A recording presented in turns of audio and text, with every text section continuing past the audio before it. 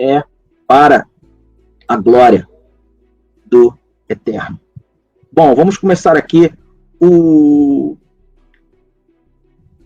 a história contada nos céus, ela é dividida em 3 volumes, em 3 capítulos, né? Sendo que cada um dos signos eles são apresentados até de uma forma atemporal. E o primeiro volume da história celeste nos apresentam a primeira vinda de Cristo. E ele vai apresentar as constelações de Virgem. O primeiro volume apresenta Virgem, Libra, Escorpião e Sagitário. Eu vou começar aqui falando, pela ordem, falando aqui sobre a constelação de Virgem.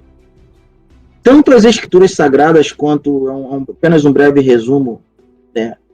Tanto as escrituras sagradas quanto a história nos céus se iniciam com a promessa da vinda do Salvador ao mundo. A saber que ele nasceria um descendente da mulher que esmagaria a cabeça da serpente, né? Lembra da palavra lá em Gênesis 3, versículo 15? Então o ponto de partida para o entendimento fica muito claro. Qual dentre os 12 principais signos do zodíaco se refere a uma mulher? Apenas um deles, o signo de Virgem, que de fato aponta para a promessa do Redentor. E na constelação de Virgem temos a figura de uma mulher com uma espiga de trigo em uma mão e um ramo na outra, que significa a promessa e a vinda do Messias, por meio de uma virgem. Apresenta o Messias, o Filho de Deus encarnado, a semente da mulher que veio pisar na cabeça da serpente. A mensagem transmitida pela constelação de Virgem é da santa semente messiânica prometida por Deus em Gênesis 3,15, sendo carregada, sendo gerada por uma virgem que dará luz ao Salvador, como relatado em Isaías 7,14, o qual esmagaria a cabeça da serpente. É importante enfatizar que cada uma das 12 constelações principais do zodíaco possuem 3 constelações menores, que são essas daqui, que são chamadas de decanatos ou constelações adjacentes, e elas estão associadas à constelação principal. E no signo de Virgem e em seus decanatos, nós temos a pessoa do Salvador, desde seu nascimento de uma virgem, passando por sua infância, está relacionada à constelação de Coma, depois na idade adulta, quando manifesta sua dupla natureza, divina, humana, sendo rejeitado e morto, representado pela constelação Centauros, e terminando com a sua ressurreição e vinda para ceifar a seara da terra, tornando-se assim o eterno pastor de seu rebanho, representado pela constelação de Bootes, que significa o ceifeiro. Sem contar que a própria constelação de Virgem ela também está associada até com o próprio Apocalipse 12, mas já de uma forma atemporal, mas isso nós podemos ver com detalhes nos estudos específicos que eu também comento sobre essa questão. Ainda no primeiro capítulo, agora nós vemos o que? A constelação de Libra, com os seus decanatos. Na constelação de Libra, nós temos a figura de uma balança de pesar com um prato para cima e outro para baixo, que significa o quê? O preço a ser pago pelo Messias para o resgate da humanidade. Deus ele coloca na balança todas as nossas atitudes, porque seremos julgados pela sua palavra. E essa constelação ela apresenta o Cristo, o Messias Redentor, que pagou o alto preço pela nossa redenção e resgate. E, de fato, quando decodificamos o signo de Libra e em seus decanatos, conectando as peças, vemos a justiça eterna de Deus se impondo sobre todas as criaturas e a incapacidade do homem em obter a sua própria redenção por causa de seu pecado, representado pela constelação de Libra. Para que a redenção seja realizada, um alto preço deve ser pago pelo Salvador. A saber, entregar a sua própria vida como uma vítima inocente, que é representada pela constelação Lupus, sendo esse sacrifício oferecido aonde? Na cruz do Calvário, também representado aqui pela constelação Crux, que é o próprio Cruzeiro do Sul, constelação muito conhecida, onde nós podemos identificá-la facilmente no céu, onde representa a própria mensagem da cruz, o significado e a importância dessa mensagem. E logo na sequência, nós temos a recompensa, ou seja, a coroa reservada para aquele que pagou tamanho preço por nossa redenção, representado aí pela constelação Corona Borealis, que é a própria coroa, o grande prêmio que Cristo recebeu. Pessoal, este é o Evangelho nos céus, segundo a constelação, o signo de Libra. O próximo aqui que eu apresento para vocês, rapidamente, lembrando, é apenas um resumo, nós vemos aqui o signo de Escorpião. Escorpião e seus decanatos, ou seja, as suas estrelas e constelações adjacentes, que são elas, Serpente, Ofilco, ou Serpentário, e a constelação de Hércules. E quando nós decodificamos essas constelações, suas figuras e posicionamento no planisfério celeste, isso mostra a cena de um escorpião sendo pisado com sua cauda prestes a ferir o calcanhar do homem, o que significa a batalha mortal do Messias contra o adversário. E a constelação de Escorpião apresenta Cristo, o servo sofredor, que enfrentou o conflito mortal contra o inimigo para nos salvar. A constelação de Escorpião significa claramente o conflito do Redentor, do nosso Redentor. Agora, a próxima constelação, terminando aqui a primeira parte da história celestial, o primeiro capítulo, podemos ver no planisfério celeste, agora a constelação de Sagitário, com destaque a constelação de Sagitário e seus decanatos, quais são eles? Lira, Ara e a constelação de Draco, que, em resumo, apresenta a figura de um centauro, na natureza dupla, pronto a desferir a sua flecha no coração de quem? Do escorpião, que está logo aqui ao lado, que significa a vitória do Messias sobre a morte e o louvor para o Messias. Apresenta o Cristo Messias conquistador, o nosso Salvador, aquele que venceu a morte e ressuscitou. Glórias a Ele, glórias ao Eterno, glórias ao seu Filho, Jesus Cristo. Agora nós temos aqui, pessoal, a partir da próxima constelação aqui, que é Capricórnio, começamos aqui a segunda parte da história celeste, que é praticamente o nascimento da igreja, a história da igreja. A igreja, pelas escrituras, nós entendemos que é o corpo de Cristo. A própria palavra igreja significa, no original grego, a palavra eclésia, que tem um significado de assembleia, reunião de pessoas que são chamadas para fora do pecado. A igreja, a noiva de Cristo, ela é formada pelos eleitos, pelas pessoas que foram predestinadas a nascer na matriz biológica humana para fazer o teste de carne e sangue. E são aqueles que fizeram a escolha correta, que creram e obedeceram ao chamado do Evangelho, crendo na morte e na ressurreição do Messias, reconhecendo que nós, pelos nossos pecados, somos culpados pela morte do Messias. E agora, como pecadores arrependidos, aproveitando a única chance que temos para a salvação, somos enxertados na videira, que é Cristo, e fazemos parte deste corpo como pedras vivas que formam o templo de Deus.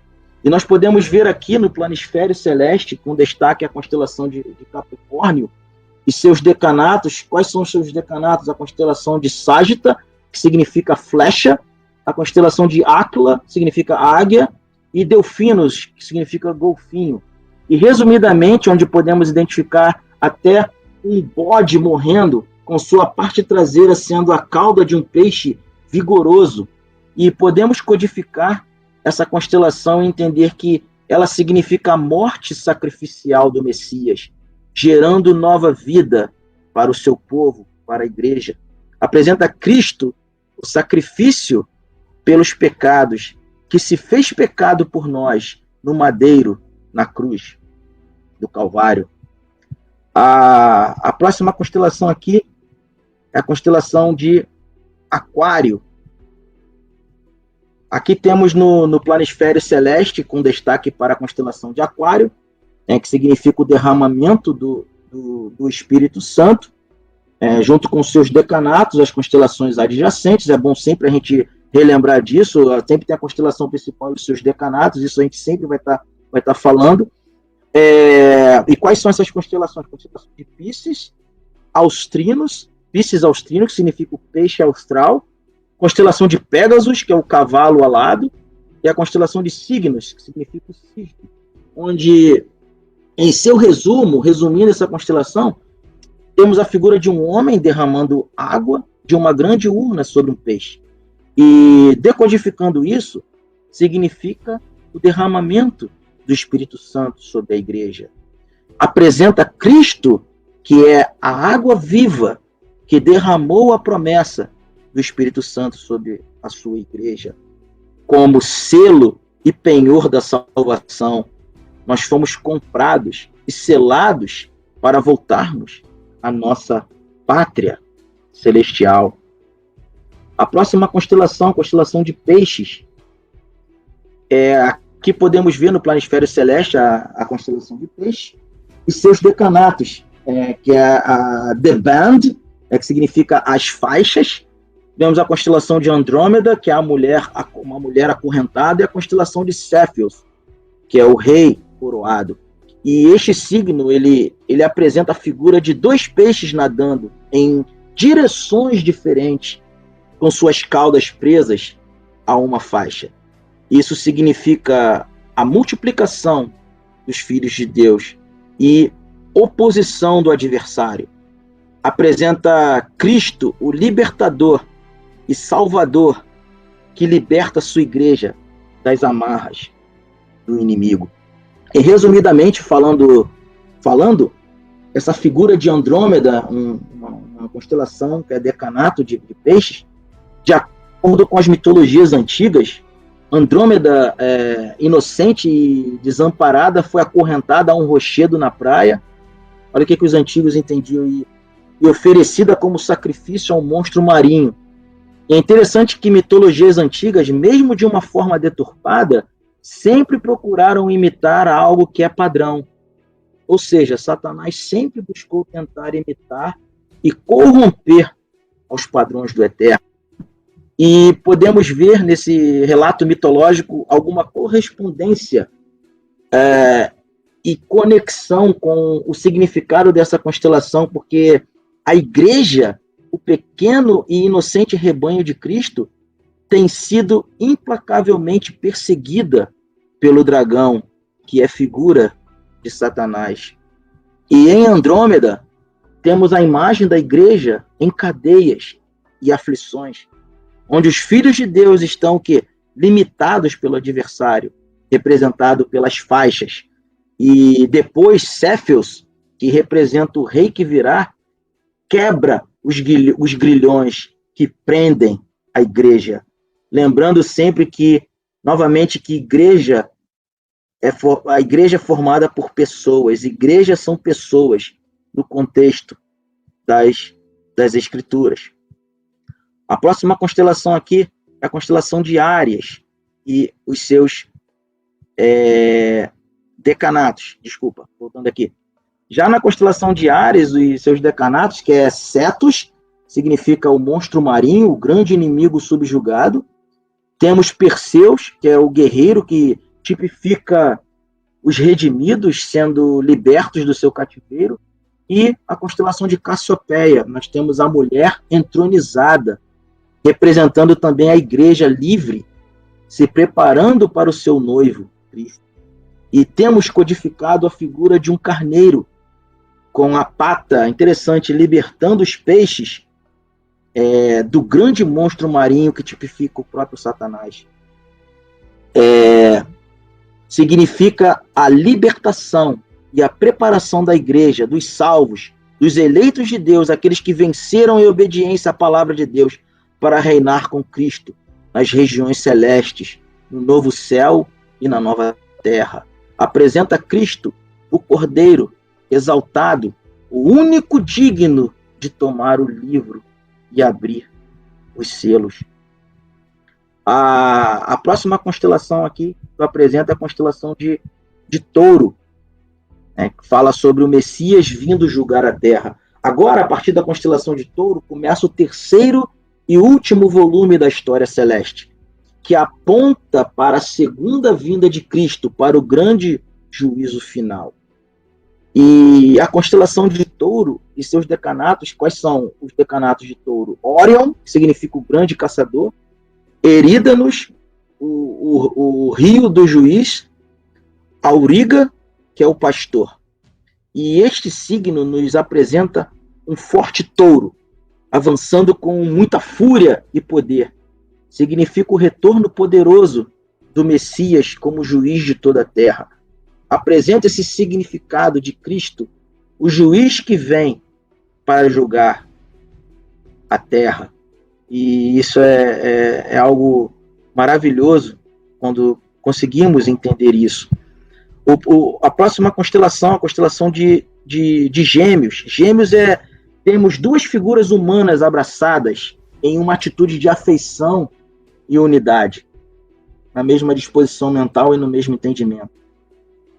Ela significa o Messias reinando com a sua igreja, com a sua noiva. Apresenta Cristo, grande rei, que virá resgatar, buscar a sua igreja, sua noiva, sobre toda a terra. E podemos ver seus decanatos, que é Lepus, que significa lebre, Canis maior, né, cão maior, e Canos menor, que é o cão maior. E significa o Messias reinando novamente com a sua igreja. Novamente, no caso, eu repetindo aqui a informação. E temos aqui a constelação de Câncer. Na constelação de Câncer, temos a figura de um caranguejo com as suas garras prontas para segurar algo. Interessante que a igreja é levada com segurança ao seu lar de descanso, né, o seu descanso eterno pelo Messias, e essa constelação ela apresenta Cristo, o protetor, que levará os escolhidos para as mansões celestiais em nova terra, em novos céus.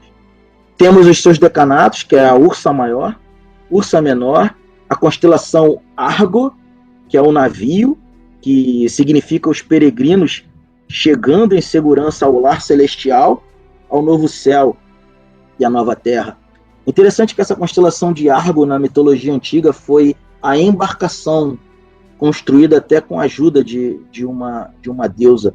O nome Argo foi até usado, não sei se o irmão Ednardo lembra, se outros irmãos lembram, foi usado até em uma série de desenho dos anos 80, eu acompanhei isso, chamada de Patrulha Estelar, para nomear o cruzador espacial Argo que eles usavam.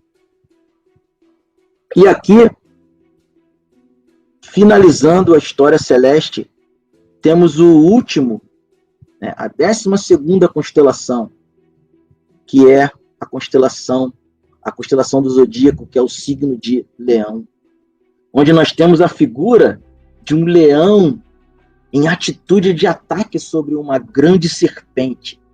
Significa o triunfo completo do Messias, o julgamento final sobre o inimigo.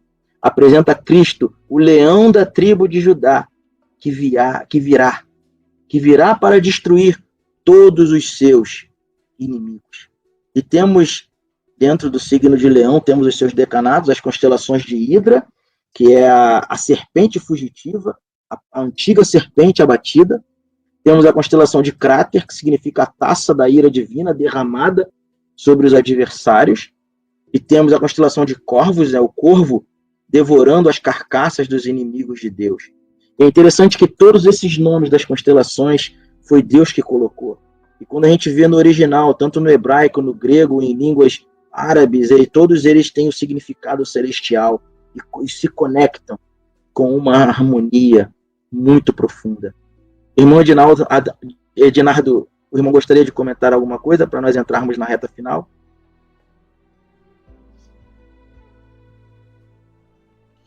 Sim, meu irmão, perfeito. E eu creio que aqueles que estão acompanhando até aqui devem estar, assim, talvez estarrecidos, como é magnífico toda a criação, tudo aquilo que o Eterno ele nos traz de conhecimento. E muitos devem estar se perguntando por que disso ter sido ocultado de nós durante tantos anos. Mas louvamos ao Eterno por estar trazendo esse conhecimento para nós. E eu gostaria até de não comentar muita coisa dentro disso aí ainda e deixar para o final, porque eu separei aqui algumas coisas para falar, mas eu gostaria que você desse sequência aí, meu irmão. Pode ficar à vontade, aí depois, no final, eu complemento tudo fechando. Amém. Muito obrigado, meu irmão Ednardo. Muito obrigado, meu irmão Ednardo e todos os irmãos e irmãs ouvintes. Acredito plenamente que, diante de toda a magnitude da história contada nos céus e também na terra, pelo testemunho das Sagradas Escrituras, nós podemos ter certeza pela fé que não haverá espaço e tempo